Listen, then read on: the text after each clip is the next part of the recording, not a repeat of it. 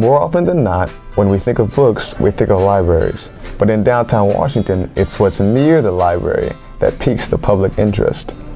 We opened Neighborhood Reads on June 15th, located at 401 Lafayette Street, which is right across the street from the Washington Public Library.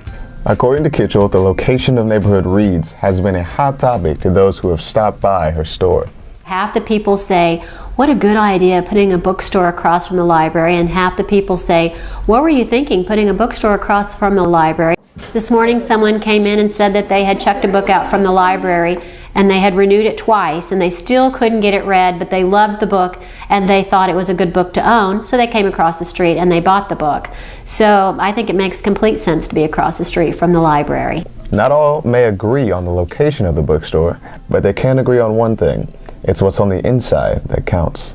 I think this bookstore means just an opportunity to share my love of reading with our community. I mean, reading is the basis of everything, and it's so important to a person's success to be a strong reader, and so the fact that I can now have a different role in the community, an additional role to help put good books into people's hands, I think it's just a really rewarding opportunity.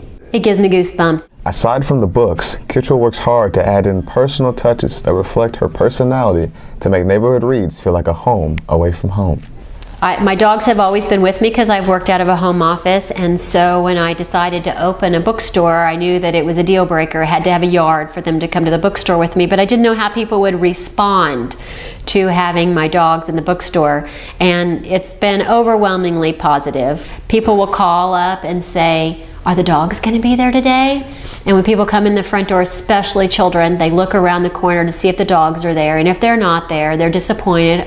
We wanted to see the dogs today. And some people will come in just to see the dogs. And so they've been a good addition to the bookstore. With all of the different qualities that make Neighborhood Reads unique, there's no reason why you shouldn't stop by and check it out. This is Case and Suggs reporting.